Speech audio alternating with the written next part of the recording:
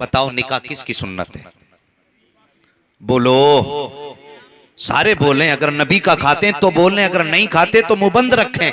नबी को उनकी जबान की जरूरत नहीं है। किसकी सुन्नत है? और जोर से, किसकी? नबी की सुन्नत है। अल्लाह की कसम, अगर मेरे मुस्तफा ने निकाह को मशरू न किया होता तो तेरी औकात न थी, तू किसी की बेटी को हाथ लगा देता। तेरी हैसियत नहीं थी कि तू किसी की बेटी की तरफ आंख उठा के देख सकता। ये नबी की सुन्नत ही की तो आता है कि जिसने कभी जिंदगी में तुझको नहीं देखा, तूने जिसकी जिंदगी में जिसका चेहरा नहीं देखा, 3 मर्तबा कबूल कबूल क्या कह दिया।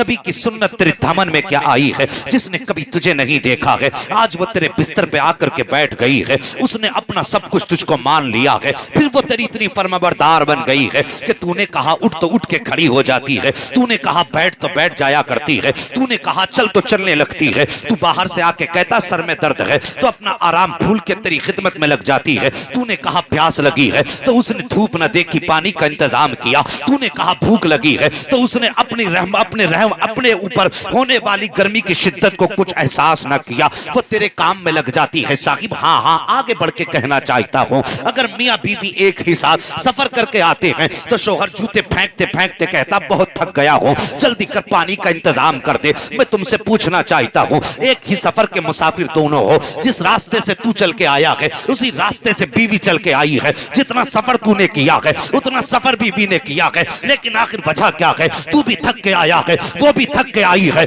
लेकिन तूने बिस्तर पे बैठने से पहले जैसी कहा प्यास लगी है, साहिब उसने जूते नहीं उतारे हैं, उसने कपड़े चेंज नहीं किए हैं, दौड़ी है बर्तनों की तरफ, फौरन गिलास उठाया है, तुझसे एक बार तो ये भी नहीं कहा था कि प्यास मुझे भी लगी है, तूने पानी मांगा है, अपनी जरूरतों को त्याग दिया है, दौड़ करके गई पानी भर के लाई है, तू मोजे उतार रहा है, वो पानी लेकर के खड़ी है, तू कपड़े बदल रहा है, वो पानी लेकर के खड़ी है। मैं पूछना चाहता हूँ, एक अजनबी औरत को इतना फर्माबरदार किसने बनाया? तो दुनिया को कहना पड़ेगा हमारी औकात न थी जो अजनबी इतना फर्माबरदार हो जाता। सच तो ये है नबी की सुन्नत है जिसने अजनबी को इतना करीब बना दिया है कि तेरे बोलने पे बोल रही है, तेरे चलने पे चल रही है, तेरे कहने पे उठ रही है, तेरे कहने पे बैठ रही है। अगर नबी के वफादार हो तो फिर अगर शादियां हो तो शैतान को राजी ना करो, मदीने वाले मुस्तफा फ़ैन रहमत को राजी कर लो। नारे तकबीर, नारे रिसालत, नारे गौसियत, मसलके आला हजरत, फैजान आला हजरत अल्लामा मुफ्ती हम्माद रजा साहिब क़िबला, उलमाए अहले सुन्नत, जश्न गौसुल वरा। हाँ हाँ साहिब, ये मेरे नबी की प्यारी सुन्नत है। अगर ये सुन्नत न मिलती, तेरी औकात न थी तो किसी की बेटी की तरफ आंख उठा के देख लेता। हैसियत नहीं थी तेरी कि तू किसी की बेटी को उठा के बिस्तर पे ला के रख देता। जवानों बदलो तरीके। आज शादियां ब्याह का जो रस्म रिवाज है, अल्लाह माफ फरमाए, कौन सा तरीका ऐसा नहीं जिसको देख के मेरे मुस्तफा का कलेजा न तड़पता होगा। तुम उठ के खाते हो, चल फिर के खाते हो, क्या नबी को इस बात की खबर नहीं है? तुम गाने बजाते हो, क्या नबी को इस बात की खबर नहीं है? तुम अपने घरों के अंदर ऐसी जगहों पे खाने किया करते हो जहां पे मर्द भी खड़े हैं, औरतें भी खड़ी हैं। जब एक ही जगह पर बेहयाओं को देखते होंगे तो मुस्तफा के जिगर पे क्या गुजरती होगी। उसके बाद नारे लगाए जाते हैं, गौस का दामन नहीं छोड़ेंगे, आला हजरत का दामन नहीं छोड़ेंगे। तूने थामा ही कहां गया आला हजरत का दामन? तूने पकड़ा ही कब है गौसे पाक का दामन? अल्लाह अकबर गौसे पाक की बात करता है, उनके दामन की बात करता है। उनके जैसा पारसा घराना ला के दिखा दे, उनके जैसी पारसा माँ ला करके दिखा दे। अल्लाह अकबर बगदाद की सरजमीन है, इसी सरजमीन पर सरकार गौसे पाक की उम्र शरीफ अभी 4 साल है। 4 साल की उम्र शरीफ सरकार गौसे पाक की, बचपन का जमाना है। एक जगह पर सरकार गौसे पाक बच्चों के साथ खेल रहे हैं। हाँ हाँ कादरी कहलाते हो, रज़वी कहलाओ, तुम्हारा हक है, लेकिन कम से कम कादरी बनने के भी ख्याल रखा करो, रज़वी बनने की भी तमन्नाएं दिल में लेके बैठा करो। साकिब मेरी तकरीर तब यार को बेचैन करती है, सबब क्या है? वही कहता हूँ जो दिल पर गुजरती है। अल्लाह करे ये मेरे बयान की बातें तुम्हारे सीने में उतर जाए और खुदा पहले मुझे अमल की तौफीक दे, उसके बाद पूरी उम्मत मुस्लिमा को अमल की तौफीक दे। मैं ये नहीं कहता हूँ मैं बहुत अच्छा हूँ, मैं कोई आसमान से नहीं उतरा हूँ, तुम्हारे जैसे समाज में रहने वाला हूँ, मेरे भी माँ बाप हैं, मेरे भी भाई बहन हैं, मैं भी दुआ करता हूँ अल्लाह मुझे अमल की तौफीक दे। लेकिन मेरे भाई मेरी बात तवज्जो से सुनना, सरकार गौसे पाक के घराने की पाकीज़गी देखो। अल्लाह अकबर, 4 साल की उम्र शरीफ है, अचानक एक फकीर का गुजर हुआ, उसने बच्चों को खेलते हुए देखा, बच्चों को देख करके अल्लाह अकबर कैसे लोग थे अल्लाह वाले, बच्चों को देखकर सलाम कर दिया, सलाम वालेकुम। आज अगर मौलवी बैठा हो तो प्रधान सलाम नहीं कर सकता है, मौलवी गुजर के जाए तो प्रधान को अगर मौलवी सलाम ना करे तो 8 दिन बाद हिसाब कर दिया जाता है कि इसने मुझे सलाम नहीं किया। मैं पूछना चाहता हूं तुमने किस नबी का कलमा पढ़ा है? मेरे नबी तो फरमाते हैं सलाम को आम करो, अगर मौलवी सलाम नहीं करता है तो तुम सलाम कर दो, अगर बच्चे सलाम नहीं करते हैं तो तुम सलाम कर दो। आओ सीरत गौसे पाक देखो प्यारे, जैसे उन बुजुर्ग का गुजर होता है, बच्चों को खेलते देख रहे हैं, उसके बाद कहते हैं सलाम वालेकुम। सारे बच्चों ने बुजुर्ग का चेहरा देखा, सबने कहा वालेकुम अस्सलाम, लेकिन जैसी ये आवाज मेरे गौस के कानों में टकराई है, उम्र शरीफ अभी 4 साल है, कहते हैं वालेकुम अस्सलाम वालेकुम अस्सलाम। एक बार नहीं 2 मरतबा जवाब सरकार गौसे पाक दे रहे हैं। अल्लाह अकबर, तवज्जो से सुनना प्यारे, जैसी मेरे गौसे पाक ने 2 मरतबा आपको जवाब दिया है, वो बुजुर्ग ठहर जाते हैं, देखा सरकार गौसे पाक का चेहरा देख के कहते हैं बेटा जरा इधर आओ। मेरे गौसे पाक करीब आते, उम्र शरीफ अभी 4 साल है, ये जहन में रखना है। आप करीब आए, फरमाया, कहा जी हुक्म फरमाइए। कहा बेटे मैंने सलाम एक बार किया है, तुमने जवाब 2 मरतबा क्यों दिया है? ये सरकार गौसे पाक है। सुनने के बाद कहते हैं बाबा आप अपना काम कीजिए, मुझे अपना काम कर लेने दीजिए। जैसे इतना जवाब मेरे गौसे पाक ने दिया है, उन बुजुर्ग ने हाथ पकड़ा, समझ गए ये पहुंचा हुआ बच्चा है, हाथ पकड़ के कहते हैं बेटे जब तक बताओगे नहीं तब तक जाऊंगा नहीं। गौसे पाक फरमाते हैं बाबा नहीं जी अपना काम कीजिए। बुजुर्ग कहते हैं बेटे बताना पड़ेगा। सरकार गौसे पाक कहते हैं अच्छा जी पूछोगे जरूर। कहा हाँ। आप फरमाते फिर हाथ पकड़ा गौसे पाक ने और ऊंचे से टीले पे लाने के बाद कहते हैं बाबा देखो वो बस्ती नजर आ रही है। बुजुर्ग कहते हैं हाँ बेटे नजर आ रही है। कहा वो सामने वाला घर दिखाई दे रहा? हाँ बेटा दिखाई दे रहा है। कहा याद करो आज से 4 साल पहले इस बस्ती से गुजर के गए थे। जैसे इतना आपने फरमाया है अल्लाह अकबर, वो बुजुर्ग बच्चे का चेहरा देख के कहते हैं बेटे तुम्हारी कितनी उम्र है? गौसे पाक फरमाते हैं बाबा मेरी भी 4 साल उम्र है। अल्लाह अकबर, अब अगली बात सुनना। गौसे पाक फरमाते हैं बताइए कि 4 साल पहले इस गली से गुजरे थे? हाँ बेटे गुजरा था। कहा उस दरवाजे पे तुमने सलाम किया था? कहा सलाम किया था। कहा क्या सोच करके सलाम किया था? तब इतना कहा था। बुजुर्ग कहते बेटे मैंने ये सोचा था ये सैयदों का दरवाजा है, सलाम कर दूं कुछ ना कुछ मुझे दुआएं मिल जाएंगी। गौसे पाक फरमाते हैं बाबा बताइए जब आपने सलाम किया था तो जवाब मिला था कि नहीं मिला था? कहते नहीं बेटे जवाब नहीं मिला था। गौसे पाक फरमाते बाबा जी सुन लीजिए 4 साल पहले जब तुम इस दरवाजे से गुजर के गए थे उस वक्त आपने सलाम किया था। अल्लाह अकबर, गौसे आजम का जवाब सुनिए। कहते घर के अंदर सिर्फ मेरी माँ मौजूद थी और तुम गैर महरम हो, मेरी माँ जवाब नहीं दे सकती थी।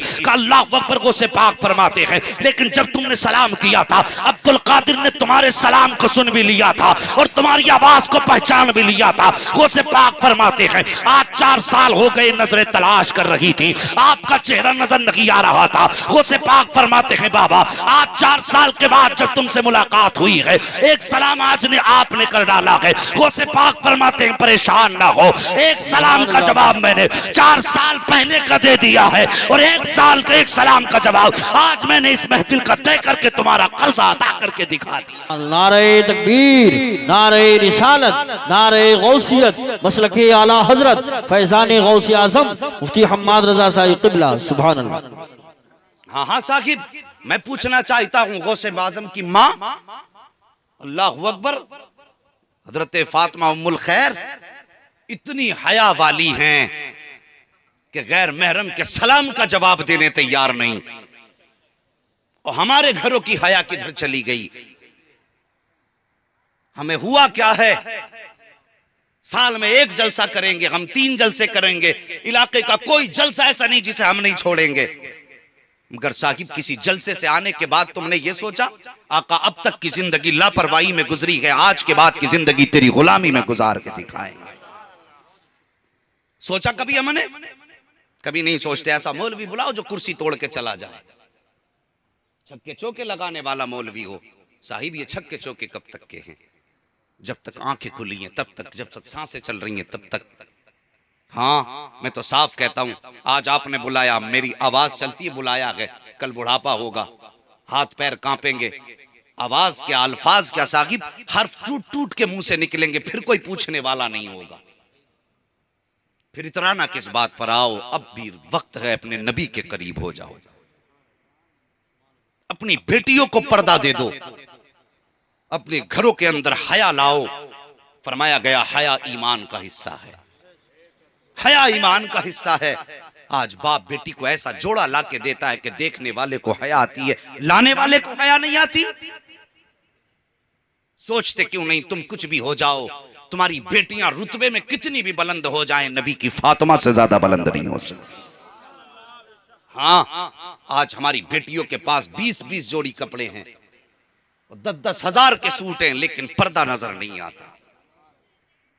हाँ, और नबी की बेटी की जिंदगी देखो। एक दिन हजरत फातिमा ज़हरा बैठी हैं, मौला कायनात मौला अली आए, कहती फातिमा तुम्हारी चादर में जो 17 पैबंद हैं, इनमें 16 तो कपड़े के हैं, 17वां पैबंद चमड़े का है।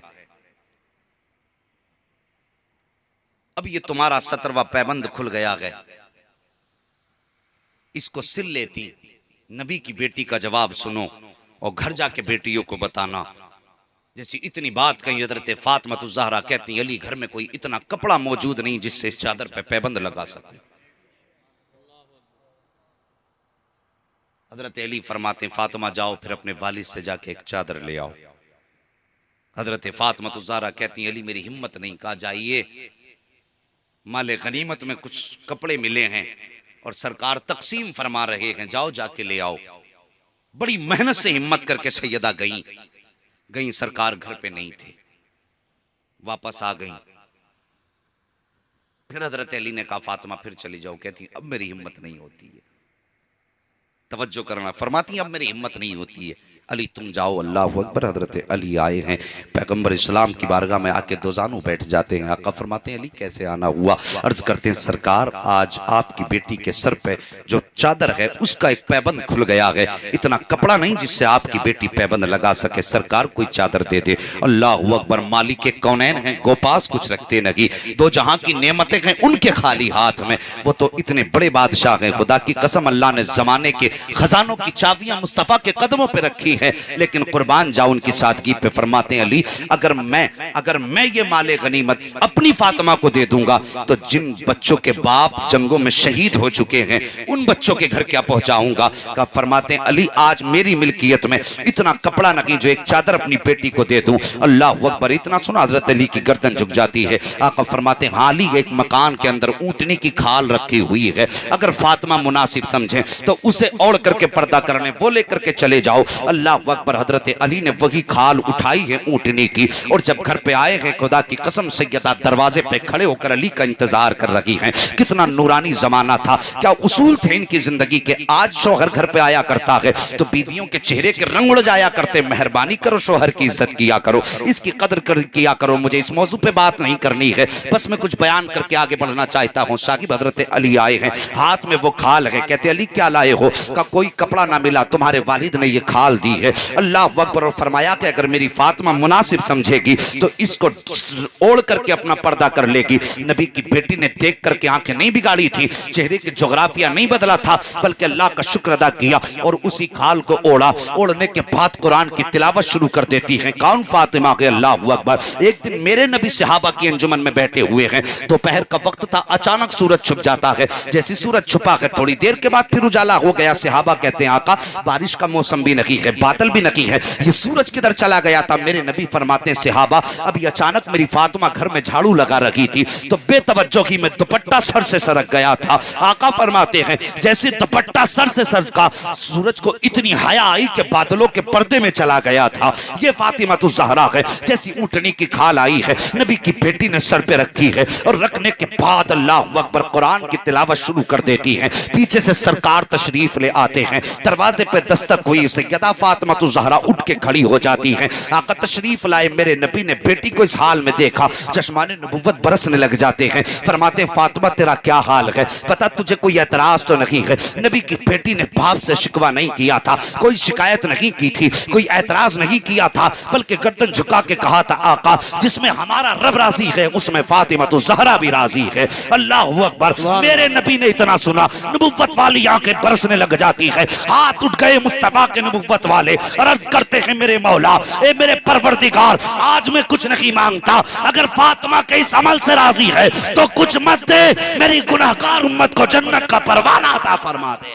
सुभान अल्लाह। नारे तकबीर, नारे रिसालत, नारे गौसियत, मसलके आला हजरत, फैजान आला हजरत, उलमाए अहले सुन्नत, जश्न गौसुल वरा। हाँ जवानों, बदलो तरीके यार, शादी हमारी होगी, बातें मदीने वाले मुस्तफा की होंगी। क्या राय है आपकी? खाते हैं तेरे दर का, पीते हैं तेरे दर का, पानी है तेरा पानी, दाना है तेरा दाना। सारे बोल दो, पानी है तेरा पानी। सुभान अल्लाह। जब सब कुछ मुस्तफा का है तो फिर बातें मुस्तफा की क्यों नहीं? और जवानों, जिंदगी में अल्लाह करे सेहरे पहनो, दूल्हा बनो, माँ बाप की ये तमन्ना पूरी करो, मेहरबानी करना शादी तुम्हारी हो, महफिल मुस्तफा की हो। और कोई भी यार तुम्हारा तुमसे आके कहे नहीं यार खर्चा मैं दे दूंगा, तखत तू लगवा ले, तो कान पकड़ के कह देना उससे कि आज मुझे तेरी रजा नहीं, मदीने वाले मुस्तफा की रजा चाहिए। हाँ, बस इतनी बात कहो, आज तेरी रजा नहीं, मदीने वाले मुस्तफा की रजा चाहिए। और फिर खुदा की कसम इस तरह से तुम निकाह करो और फिर देखो घर में अल्लाह बरकतें कितनी अता फरमाता है, फिर देखना रहमतें कितनी उतरती हैं। और साहिब हमने मुस्तफा को अपनाया ही नहीं है।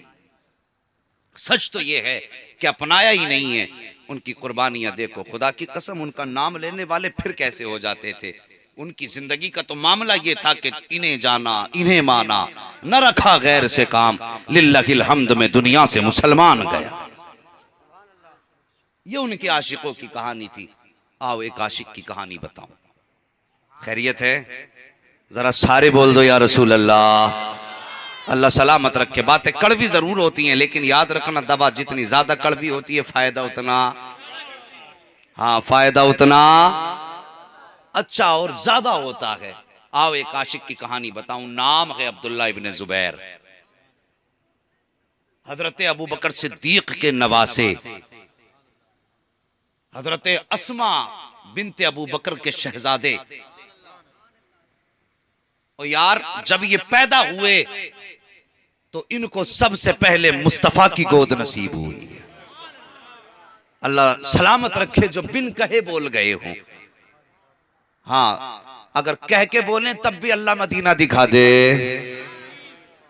अरे इधर वाले भी बोल दें, अगर कोई कर्जा और खर्चा ना होता हो तो बोले जरा या रसूल अल्लाह।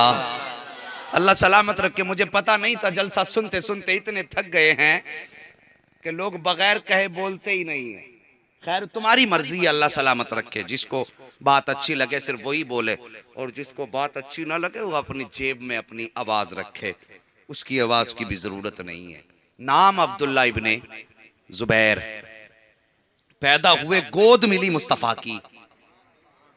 तवज्जो है, पैदा हुए गोद मिली मुस्तफा की। मेरे नबी ने अपना लुआबे दहन डाला मुंह में। अल्लाह सलामत रखे। जो समझ गए, लुआबे दहन यानी थूक, मेरे सरकार ने मुंह में डाला। अब जरा गौर फरमाइए, आक़ा करीम का विसाल हुआ। साहिब मेरे नबी ने उम्मत का बड़ा दर्द किया है, बड़ा लिहाज किया है, बड़ा ख्याल किया है। दरवाजे पे दस्तक हुई, तबीयत खराब मेरे सरकार की। हजरत फातिमा ज़हरा फरमाती कौन? कहा नबी से मिलना है। देहाती अराबी हूं। अब्बा जी कोई दरवाजे पे आया। आका फरमाते हैं फातिमा कोई अराबी नहीं, मलकुल मौत आया है। इतनी बात कही, सैयदा की आंखें बरस आई। अब्बा हुक्म क्या? बेटी आने की इजाजत दे दो। एक रिवायत के मुताबिक 3 दिन तक इजाजत तलब करते रहे और खैरियत पूछ के जाते रहे। तीसरे दिन दरवाजा खोला, अंदर आए, सलाम किया, कहने लगे रब ने बुलाया है। आका फरमाते इतनी कम उम्र, अभी ठहर जाओ, जिब्रील को आने दो। मैं उस जात की बात कर रहा हूं, मौत जिसके इशारे की मुंतजिर है।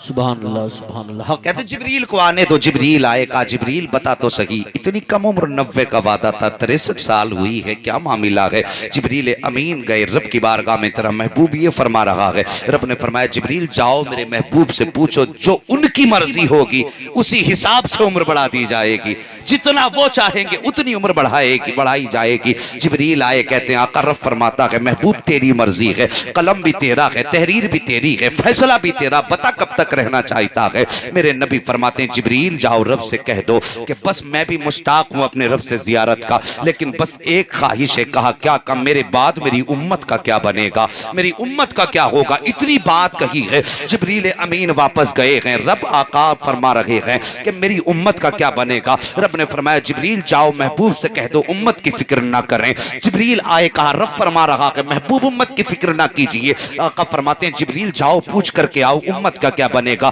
3 मरतबा जिब्रील अमीन को वापस भेजा गया है। तीसरी मरतबा रब ने फरमाया महबूब से जाके कह दो महबूब उदास ना हो, और जाके मेरे महबूब से कह देना ए महबूब कयामत के दिन भी उम्मत भी तेरी होगी, हुकूमत भी तेरी होगी, जन्नत भी तेरी होगी। ए मुस्तफा फैसला आज कर देते हैं, इशारा करना तेरा काम है, जन्नत देना मुझ खुदा का काम है। नारे तकबीर, नारे रिसालत, नारे गौसियत, मसलके आला हजरत, फैजान आला हजरत हुजूर अहसन मियां साहिब क़िबला, जश्न गौसुल वरा मुफ्ती हम्माद रजा साहिब क़िबला। सुभान अल्लाह।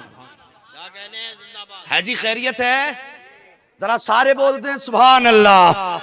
हाजी कुछ लोग खाली मुंह फैला रहे हैं, आंखें बंद हो रही हैं। अल्लाह इसका उल्टा कर दे, मुंह बंद कर दे, आंखें खोल दे।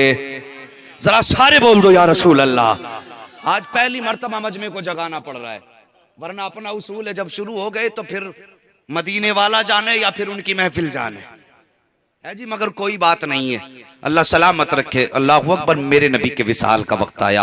अब जब रूह निकलना शुरू हुई ना, अब तवज्जो करना। कहते हैं मलकुल मौत से कहते हैं इजराइल जी या रसूल अल्लाह, क्या इतनी तकलीफ सभी उम्मत को होगी जितनी मुझे हो रही है?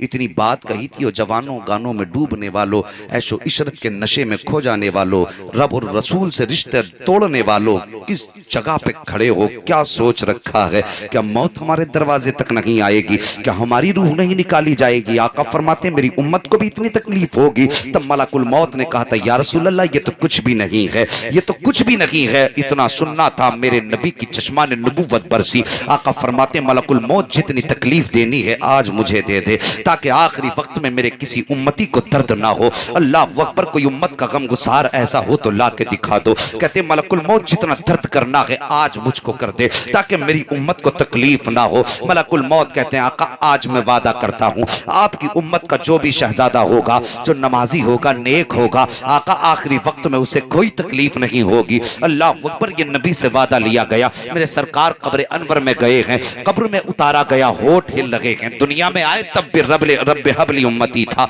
जब कब्र में गए तब भी रब्बे हबली उम्मती है। मैं कहना ये चाहता हूँ आका के विसाल के बाद सहाबा दीवानों की तरह मचल रहे थे। आका करीम की खुद की सवारी का मामला ये था, हर गली में आका को तलाश करता फिरता था। आका करीम की सवारी जिसका नाम याफूर था, गलियों में जाता ढूंढता, कभी सोचता मैं इन गलियों से महबूब के साथ गुजरा करता था, कभी ख्याल आता इन गलियों से गुजरा करता था। जब आका को कहीं नहीं पाया, उसने कुएं में छलांग लगा करके 3 दिन के बाद अपने आप को हलाक कर दिया था। अल्लाह अकबर। ये तो जानवरों की कहानी का बयान कर रहा हूँ। अब जरा जिब्रील, अल्लाह अकबर। अब हजरत बिलाल की दास्तान सुन लो। हजरत बिलाल गलियों में रोते फिरते थे, कभी जंगलों की तरफ दौड़ते थे, कभी कहीं जाया करते थे, आवाज दे दे के नबी को पुकारा करते थे। यही हाल अबू बकर सिद्दीक की मोहब्बत का भी तड़पा करते थे और इतना रोया करते थे। लो बयान किया गया कि हालत नमाज में आपके दिल के अंदर से ऐसी आवाजें आया करती थी जैसे हंडिया के खोलने की आवाज आया करती है। इश्क नबी में ऐसा उनका कलेजा उबला करता था। अल्लाह अकबर। बयान फरमाया गया है